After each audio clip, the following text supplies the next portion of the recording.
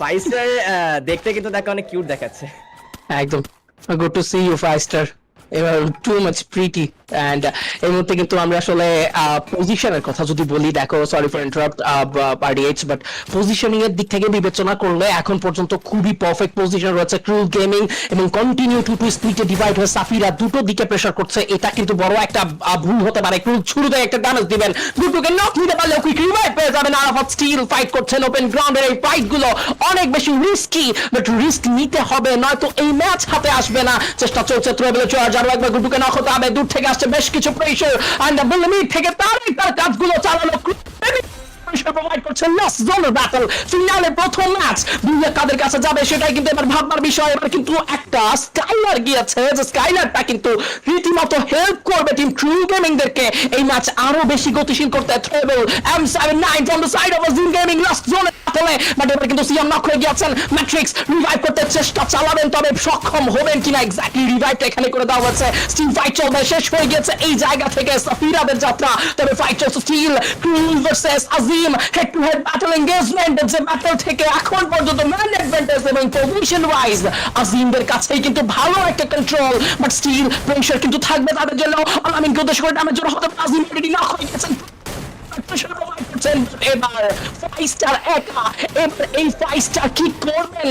Innocent kid ফাইস্টার যদি এই match থেকে একটা 1v4 এ ক্লাচ বের করতে পারে তবে তো বেটার হবে, তবে সে ব্যাপারটা সম্ভব হবে না। এন্ড ইটস আ ভেরি গুয়াস টিম আসিম গেমিং লাস্ট জোনের ব্যাটলটা জাস্ট লিটারালি স্টিল করেছে টিম ট্রু গেমিং এর হাত থেকে আজিম গেমিং নিতে পারে। লেটস সি পারেন কিনা। ওবায়দুল ভাই স্টিল কিন্তু একটা ভালো পজিশনে। দেখো ক্রুল এখন আবারও কিন্তু তিনি নজর রেখেছেন ব্রিজে, প্রেসার করার জন্য প্রস্তুত রয়েছেন। তবে ব্রিজে থাকা টিমটা সানা বস এবার তারাও কিন্তু আসলে এই দিকে ব্যাকফায়ার করতে পারছে না। ওবায়দুল ড্যামেজ দিয়েছেন, একটা প্লেয়ার গেছে নিক্স গট নক, স্নাইপার প্লেয়ারকে উদ্দেশ্য করে ড্যামেজ। ক্রুল এবার ওবায়দুল ভাইকে ক্ষণে ক্ষণে কিন্তু সর্বশান্ত করতে পারেন। ক্রুল কিন্তু এবার ঢুকেছেন, ডেরায় ঢুকবেন, ভাঙবেন ডেরা, সিএমের ড্যামেজ যাবে ব্যাক টু ব্যাক। এবার কিন্তু একটা বড় সড় আক্রমণ চলে গিয়েছে টিম ওবায়দুলদের উপরে, এবং সেক্ষেত্রে কিন্তু লং থেকে থার্ড পার্টি টিমের উপরে প্রেসার আসবে না, কারণ তারাও জোনের প্রেসার রয়েছেন। সিয়ামের ড্যামেজ ফিনিশ হবে, আরো একটি প্লেয়ার, আরো একটা ড্যামেজ যাচ্ছে। জোন সার্কেলের বাইরেই এবার সময় কাটাতে হবে টিম ওবায়দুল ভাইকে। এমন একটা আক্রমণ কেই বা ভেবেছিল? ক্রুল গেমিং জানেন কোথায় কি করতে হবে। ক্রুলের মতো ডমিনেটিং স্নাইপার আর বোধহয় এমন ডমিনেট এই ফাইনালে কাউকে করতে দেখা যাচ্ছে না। এন্ড ইটস আ বুয়া from the side of team Krull gaming. And এই বুইয়াটা খুবই প্রয়োজন ছিল প্রথম ম্যাচে। বুইয়া ছুতে পারেনি একদম শেষ পর্যায়ে গিয়েও, তবে এবার দ্বিতীয় ম্যাচের বুইয়াটা, কারণ লাস্টের ওই ব্যাটেলে একটু কনফ্লিক্ট ক্রিয়েট হয়েছে যে কি হচ্ছে।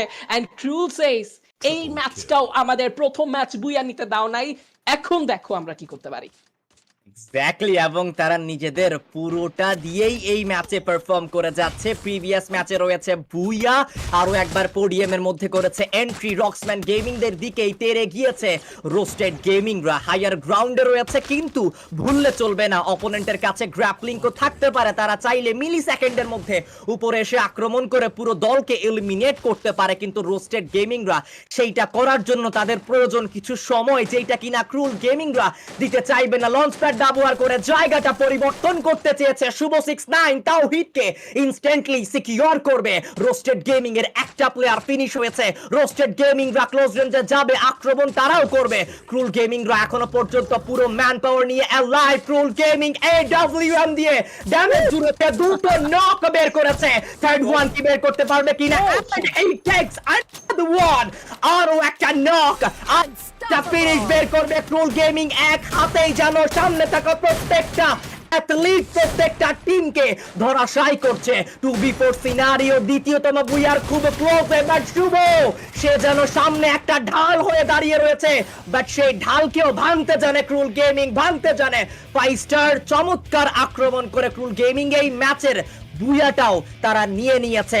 এন্ড এইটা হচ্ছে ক্রুল গেমিং এর আজকের দিনের দ্বিতীয়তম বুইয়া। দেখতে পাচ্ছেন। তবে নিলয় হয়ে গেছে নক, রাসেলের স্নাইপার শট কানেক্ট হয়ে গেছে। ওবায়দুল ভাইদের সঙ্গে ফাইটে জড়াতে হবে রক্সম্যান গেমিং থেকে 3টে প্লেয়ার। তারা কোথায় রয়েছেন সেটা এবার ভাববার বিষয়, তারা এই ফাইটের ধারে কাছেও নেই। তবে ফাইট কিন্তু নাবিলও নিতে জানেন, স্নাইপার শট কানেক্ট করতে পারলে কাজের কাজ হবে। কিছু ট্রাভেল আসছে তার উপরেও, এবং সেই সঙ্গে কিন্তু একটা স্নাইপার শটও কানেক্ট করতে পারছেন না নাবিল। কি করছেন নাবিল?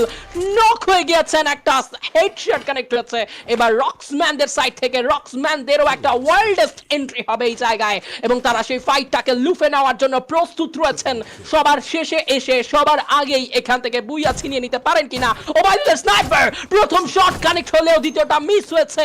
এই কানেকশন গুলো মিস হওয়া মানেই কিন্তু ম্যাচের কন্ট্রোল হারিয়ে ফেলা। তবে চেষ্টার কমতি থাকবে না রাসেলেরও, তিনিও তার কাজ চালিয়ে যাচ্ছেন। সামনে থাকা প্রতিটা প্লেয়ারকে 150 করে কিন্তু ড্যামেজ কাউন্ট করছেন ওবায়দুল ভাই থেকে প্লেয়ারগুলো। 24 কিল, এই কিলটা অনেক বেশি হেল্প করবে যদি বুইয়া কনভার্ট করতে পারে ওবায়দুল ভাই। লাস্ট জোনে 3v3 ফাইটে এঙ্গেজ হয়ে যাবে সাদ। চেষ্টা করবেন M590 প্রথম শট কানেক্ট করার। আবারও একটা তাতসুইয়া ফ্ল্যাশ ইউজ করেছেন, নক দিয়েছেন সাদ। আরো একটা নক দেওয়ার ডিসিশনে তিনি যাবেন, আরো একটা নক দিবেন সাদ। What a show from the side of Russell Saad, and it's a Booyah from the side of team Obaidul ভাই। ডমিনেটররা এভাবেই ফিরে আসে। অবশ্য ম্যাচ নাম্বার 5 এ যেন একটা বুইয়া কনভার্ট করা যায়। দুটো মাত্র কিল, একটা প্লেয়ারের শর্টেজ, লাইটকে প্রয়োজন ছিল এই ফাইটে, বাট টোকেনের একটা বড় ঘাটতিতে তারা কিন্তু আর বাঁচাতেও পারবেন না এই জায়গা থেকে, এবং লুটও আসলে খুব একটা বেশি সম্ভব হবে না যদি এই মতো রিভাইভ পান। লেটস সি কি করেন কাব্য। মাথার উপরে চৈতি গেমিং, চতুর্দিকে ঘুরে বেড়াচ্ছে ওবায়দুল ভাইয়ের একজন প্লেয়ার।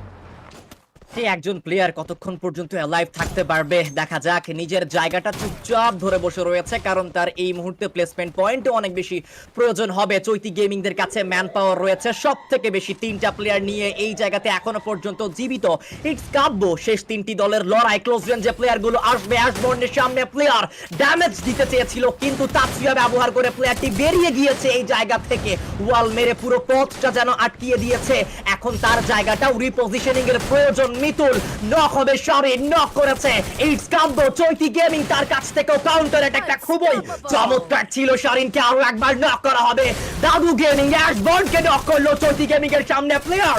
M590 দিয়ে ড্যামেজ টুকু জুড়ে যাচ্ছে। প্রথম শট হলেও আরো একটা শটের মেহমান থাকবে সেই শেষ প্লেয়ারটি from it's Kabbo, but Obaidul ভাইয়ের সেই শেষ খেলোয়াড়টি এখনো পর্যন্ত আসেনি। চৈতি গেমিং ফিনিশ করলো শেষ শটটার মাধ্যমে। ওবায়দুল ভাই নিজে অ্যালাইভ, হাতে স্নাইপার নিয়ে প্রথম 120 ড্যামেজ কানেক্ট করেছে। পারবে কি এখান থেকে 1v4 বের করতে? লেটস সি এখান থেকে বের করে উঠতে পারেন কিনা। যেহেতু এই মুহূর্তে ক্যাসি ক্যারেক্টার, এটা একটা বড় সড়ো কিন্তু আসলে ফ্যাক্টর হিসেবে কাজ করবে। দেখো স্নাইপার শট থেকে কিন্তু এই মুহূর্তে শারিনকে নক করার জন্য আবারও প্রস্তুত রয়েছেন। আকাশ থেকে যদি নক নামানো যায় তবে ভালো, নয়তো ক্লোজে চলে আসবে প্লেয়ার। বলতেই একটা ড্যামেজ মেতুলের, এন্ড ইটস আ বুয়া from the side of team Chaiti gaming. Hats off Chaiti gaming, এই পারফরম্যান্সটা দরকার ছিল। কখনো ওবায়দুল ভাই, কখনো নিলয় গেমিং পিছিয়ে সামনে থাকা লগ্নকে ড্যামেজ দিয়েছেন। লগ্ন শুভকে নক করে ফিনিশও করে ফেলেছেন। এবার কিন্তু একা হয়ে যাবেন চৈতি এবং রোস্টেড। দুজনই একজন একজন করে প্লেয়ার কিন্তু নিয়ে তারা অ্যালাইভ থাকবে। সেই ক্ষেত্রে এই গেমিংদের কাছে অ্যাডভান্টেজের পরিমাণটা একটু বেশি রয়েছে। দাদু গেমিং থাকবে, AWM দিয়ে নক করলো সামনে থাকা আর্থেক্সকে, এবং তার কিলটাও কনফার্ম করা এখন সম্ভব নয়, কারণ সেই প্লেয়ারটি একটি পাথরের কভারে রয়েছে। কিলটা ইতিমধ্যে কনফার্ম হয়ে গিয়েছে। 1v1 সিনারিও, 3টা দল থেকে একটা একটা করে প্লেয়ার জীবিত। ওয়াল ব্যবহার করছে, কার কাছে কতগুলো ওয়াল রয়েছে? রোস্টেড গেমিং 11টি ওয়াল, সাথে একটি গ্রেনেড, বাট তার গ্রেনেডটা একটা প্রেডিক্টেবল গ্রেনেড ছিল, বাট সেটা আরো একটু আগে হলে হয়তো বা লগ্ন কিছুটা ড্যামেজ গুনতে পারতো। এই মুহূর্তে ক্লোজ রেঞ্জে আসবে দাদু গেমিং এর কাছ থেকে স্নাইপার অ্যাটাক হচ্ছে, থার্ড পার্টি করতে পারবে। লগ্ন ক্লোজ রেঞ্জে যাচ্ছে, ফিনিশ করলে রোস্টেড গেমিং। এন্ড শেষ লড়াইটা হতে চলেছে রোস্টেড গেমিং ভার্সেস দাদু গেমিং। কে হবে এই ম্যাচের বুইয়া গেইনার? চৈতি গেমিং তাদের কাছে কিন্তু অলরেডি একটা বুইয়া রয়েছে, রোস্টেড গেমিং দের কাছে বুইয়া নেই। এইবার যদি তারা সেখানে দ্যাটস ওয়াই ট্রেবল চার্জ করারও কোনো অপশন নেই। না থাকলে কি বা করা যাবে? দুজনে অপেক্ষা করছেন জোন কখন শ্রিঙ্ক হবে। সময়ের কাটা কিন্তু এই মুহূর্তে ঘুরছে যাচ্ছে, সময় চলে। কিছুক্ষণের মধ্যেই লাস্ট জোন সার্কেল যখন শ্রিঙ্ক স্টার্ট করবে তখনই হবে অ্যাকচুয়াল রেস, যেখানে এই মুহূর্তে অমের সঙ্গে ভিএসকে এর কম্বো, অন্যদিকে ডাবল অম ইউজার রোস্টেড গেমিং। অবশ্যই দুইজনে কিন্তু এই মুহূর্তে প্রস্তুত রয়েছে। ওয়াল মেল্টার গুলোকে একে অপরকে লক্ষ্য করে থ্রো করছিল, কিন্তু দুজনের কাছে রয়েছে হার্ড কভার। বাট সার্কেলের অ্যাডভান্টেজটা, সেন্টার পয়েন্টটা রয়েছে ওকে এই মুহূর্তে দাদু গেমিং এর কাছে, এবং উনি দাদু আগে কিন্তু আগে উল্লাস।